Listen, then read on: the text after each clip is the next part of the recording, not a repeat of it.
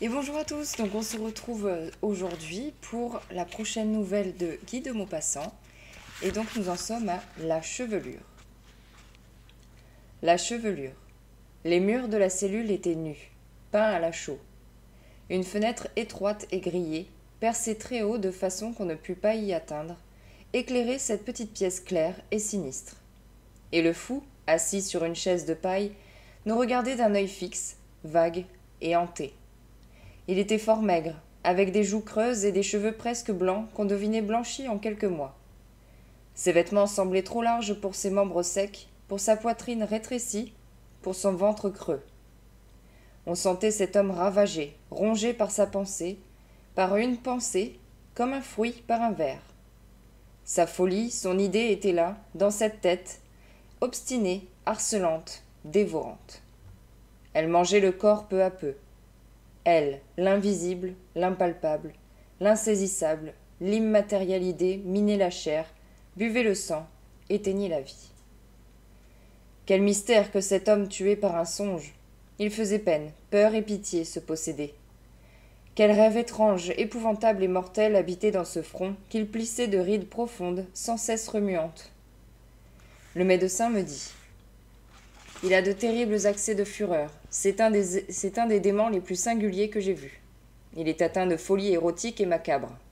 C'est une sorte de nécrophile. Il a d'ailleurs écrit son journal qui nous montre le plus clairement du monde la maladie de son esprit. Sa folie y est pour ainsi dire palpable. Si cela vous intéresse, vous pouvez parcourir ce document. Je suivis le docteur dans son cabinet et il me remit le journal de ce misérable homme. Lisez, dit-il, et vous me direz votre avis. Voici ce que contenait ce cahier.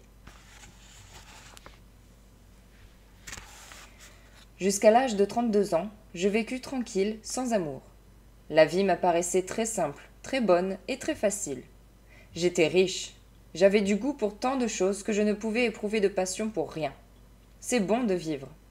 Je me réveillais heureux chaque jour pour faire des choses qui me plaisaient, et je me couchais satisfait avec l'espérance paisible du lendemain et de l'avenir sans souci. J'avais eu quelques maîtresses sans avoir jamais senti mon cœur affolé par le désir ou mon âme meurtrie d'amour après la possession. C'est bon de vivre ainsi. C'est meilleur d'aimer, mais terrible. Encore ceux qui aiment comme tout le monde doivent-ils éprouver un ardent bonheur, moindre que le mien peut-être, car l'amour est venu me trouver d'une incroyable manière. Étant riche, je recherchais les meubles anciens et les vieux objets. Et souvent je pensais aux mains inconnues qui avaient palpé ces choses, aux yeux qui les avaient admirées, au cœur qui les avait aimées, et... car on aime les choses. Je restais souvent pendant des heures et des heures à regarder une petite montre du siècle dernier. Elle était si mignonne, si jolie, avec son émail et son or ciselé. Et elle marchait encore comme au jour où une femme l'avait achetée dans le ravissement de posséder ce fin bijou. Elle n'avait point cessé de palpiter, de vivre sa vie de mécanique, et elle continuait toujours son tic-tac régulier, depuis un siècle passé. Qui donc l'avait portée la première sur son sein dans la tiédeur des étoffes, le cœur de la montre battant contre le cœur de la femme?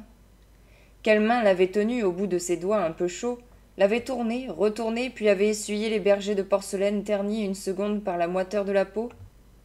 Quels yeux avaient épié sur ce cadran fleuri l'heure attendue, l'heure chérie, l'heure divine?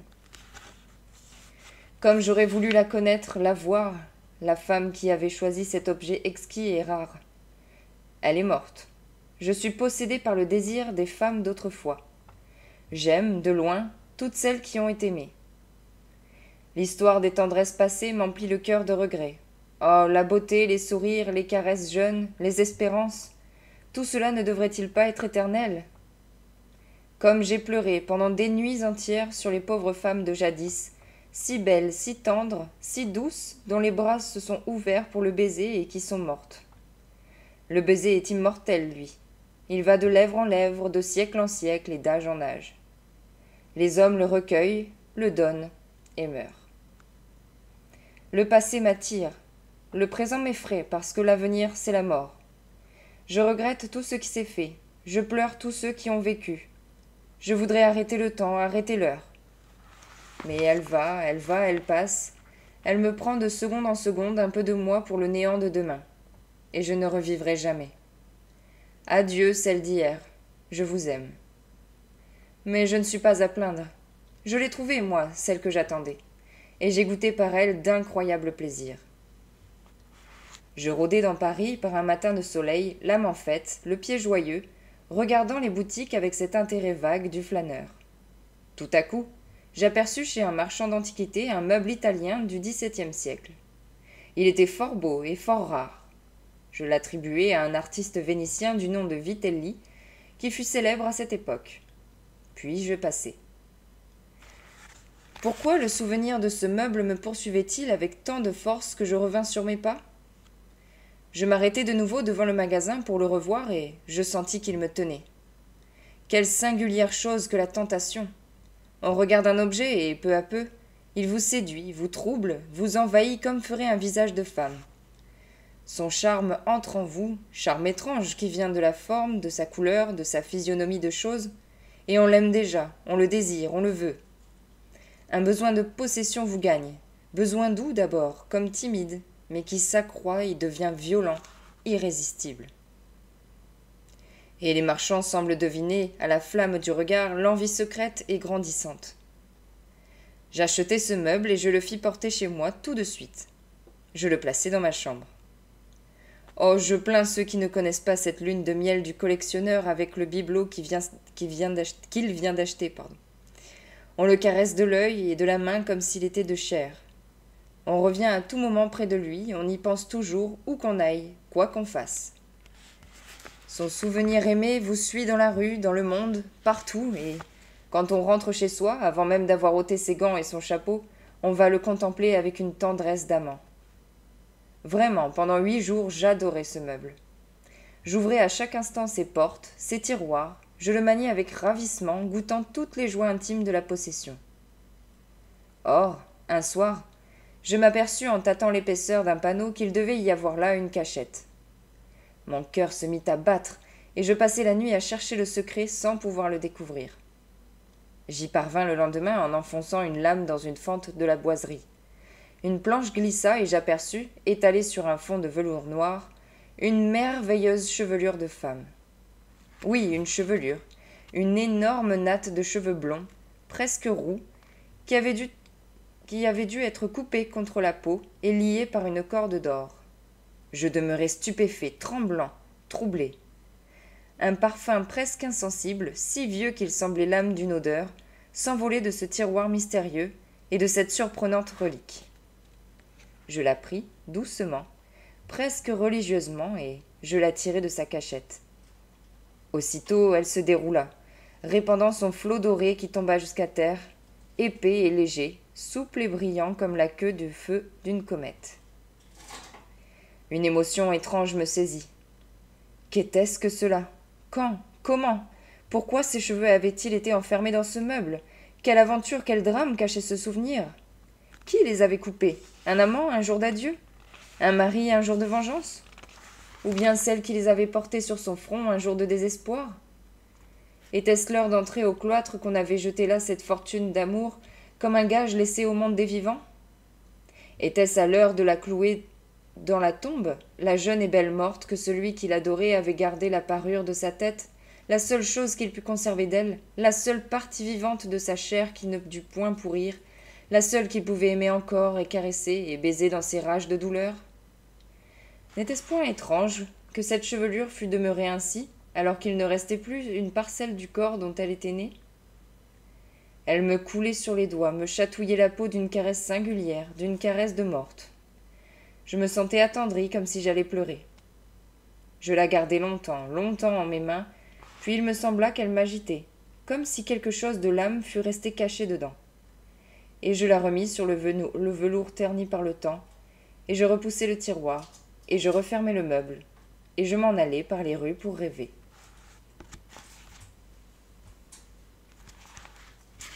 J'allais devant moi, plein de tristesse et aussi plein de trouble, de ce trouble qui vous reste au cœur après un baiser d'amour. Il me semblait que j'avais vécu autrefois déjà, que j'avais dû connaître cette femme. Et les vers de Villon me montèrent aux lèvres ainsi qu'y monte un sanglot. Dicte-moi où, en quel pays, est Flora, la belle romaine. Archipiala, née Thaïs. Qui fut sa cousine Germaine? Écho parlant d'un cambrouis on mène, dessus rivière ou su estant. Qui beauté eut plus que humaine? Mais où sont les neiges d'antan? La Roine blanche comme un lys, qui chantait à voix de sereine, Berthe aux grands pieds, Biétrice, Alice, Arambouge qui tint le Maine, et Jehanne la bonne Lorraine. Que Anglais brûlèrent à Rouen, où sont-ils, vierges souveraines? Mais où sont les neiges d'antan? Quand je rentrai chez moi, j'éprouvai un irrésistible désir de revoir mon étrange trouvaille. Et je la repris, et je sentis, en la touchant, un long frisson qui me courut dans les membres. Durant quelques jours, cependant, je demeurai dans mon état ordinaire, bien que la pensée vive de cette chevelure ne me quittât plus. Dès que je rentrai, il fallait que je la visse et que je la maniasse. Je tournai la clef de l'armoire avec ce frémissement qu'on a en ouvrant la porte de sa bien-aimée, car j'avais aux mains et au cœur un besoin confus, singulier, continu, sensuel de tremper mes doigts dans ce ruisseau charmant de cheveux morts. Puis, quand j'avais fini de la caresser, quand j'avais refermé le meuble, je la sentais là, toujours, comme si elle eût été un être vivant, caché, prisonnier. Je la sentais et je la désirais encore. J'avais de nouveau le besoin impérieux de la reprendre, de la palper, de m'énerver jusqu'au malaise par ce contact froid, glissant, irritant, affolant, délicieux. Je vécus ainsi un mois ou deux, je ne sais plus. Elle m'obsédait, me hantait. J'étais heureux et torturé, comme dans une attente d'amour, comme après les aveux qui précèdent l'étreinte. Je m'enfermais seul avec elle pour la sentir sur ma peau, pour enfoncer mes lèvres dedans, pour la baiser, la mordre. Je l'enroulais autour de mon visage, je la buvais, je noyais mes yeux dans son onde dorée afin de voir le jour blond à travers. Je l'aimais, oui, je l'aimais. Je ne pouvais plus me passer d'elle, ni rester une heure sans la revoir. Et j'attendais, et j'attendais. Quoi? Je ne le savais pas. Elle. Une nuit, je me réveillai brusquement avec la pensée que je ne me trouvais pas seul dans ma chambre. J'étais seul, pourtant. Mais je ne pus me rendormir, et comme je m'agitais dans une fièvre d'insomnie, je me levai pour aller toucher la chevelure. Elle me parut plus douce que de coutume, plus animée. Les morts reviennent-ils? Les baisers dont je la réchauffais me faisaient défaillir de bonheur, et je l'emportai dans mon lit, et je me couchai en la pressant sur mes lèvres comme une maîtresse qu'on va posséder. Les morts reviennent. Elle est venue. Oui, je l'ai vue, je l'ai tenue, je l'ai eue telle qu'elle était vivante autrefois, grande, blonde, grasse, les seins froids, la hanche en forme de lyre, et j'ai parcouru de mes caresses cette ligne ondulante et divine qui va de la gorge aux pieds, en suivant toutes les courbes de la chair. Oui, je l'ai eue, tous les jours, toutes les nuits. Elle est revenue, la morte, la belle morte, l'adorable, la mystérieuse, l'inconnue, toutes les nuits. Mon bonheur fut si grand que je ne l'ai pu cacher. J'éprouvai près d'elle un ravissement surhumain, la joie profonde, inexplicable de posséder l'insaisissable, l'invisible, la morte. Nul amant ne goûta des jouissances plus ardentes, plus terribles. Je n'ai point su cacher mon bonheur. Je l'aimais si fort que je n'ai plus voulu la quitter. Je l'ai emportée avec moi toujours, partout. Je l'ai promenée par la ville comme ma femme, et conduite au théâtre en des loges grillées comme ma maîtresse. Mais on l'a vue, on a deviné, on me l'a prise. Et on m'a jetée dans une prison comme un malfaiteur. On l'a prise, oh, misère. Le manuscrit s'arrêtait là. Et soudain, comme je relevai sur le médecin des yeux effarés, un cri épouvantable, un hurlement de fureur impuissante et de désir exaspéré s'élevait dans l'asile. « Écoutez-le, dit le docteur. Il faut doucher 5 fois par jour ce fou obscène. Il n'y a pas que le sergent Bertrand qui ait aimé les mortes. » Je balbutiai, ému d'étonnement, d'horreur et de pitié. Mais cette chevelure existe-t-elle réellement? Le médecin se leva, ouvrit une armoire pleine de fioles et d'instruments, et il me jeta, à travers son cabinet, une longue fusée de cheveux blonds qui vola vers moi comme un oiseau d'or. Je frémis en sentant sur mes mains son toucher caressant et léger. Et je restais le cœur battant de dégoût et d'envie, de dégoût comme au contact des objets traînés dans les crimes, et d'envie comme devant la tentation d'une chose infâme et mystérieuse. Le médecin reprit en haussant les épaules. L'esprit de l'homme est capable de tout. Et voilà, c'est terminé. Eh bien, c'est une nouvelle qui ouvre un espèce de débat assez intéressant, je trouve, sur la folie. Qu'est-ce que la folie? Est-ce que c'est folie d'aimer le passé, au final? Parce que c'est pas concrètement une femme morte qu'il aimait, puisqu'il l'imaginait vivante, il l'imaginait pas morte. Enfin, en tout cas, moi, c'est ce que j'ai compris. Après, peut-être que il y a d'autres interprétations, et c'est ce que j'aime dans les nouvelles, justement, c'est qu'on peut interpréter comme bon nous semble, suivant nos opinions. Et c'est très intéressant de savoir, est-ce que cet homme était fou?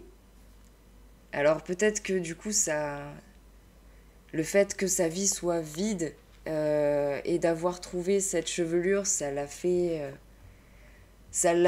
poussé dans un extrême qui peut-être était plus du ressort de la folie. Et d'un autre côté, c'est vrai que ça fait partie du passé, ce sont comme des reliques. Et il a imaginé la vie de cette relique, en fait, et il en est tombé amoureux. Est-ce que ça, c'est de la folie? Très intéressant, je trouve que ce serait un sujet à débattre. En tout cas, ouais, j'ai beaucoup aimé, ça faisait un peu fantastique, comme certaines des nouvelles de Guy de Maupassant. Et j'aime beaucoup ce genre-là de cet auteur. Et j'ai beaucoup aimé. Donc j'espère que ça vous a plu. N'hésitez pas à mettre un petit pouce, à vous abonner si ce n'est pas encore fait pour lire les suivantes. Et on se retrouve demain, et donc demain nous lirons Le crime au père Boniface. Voilà, donc on se retrouve demain 18h30 pour la prochaine nouvelle. Ciao ciao!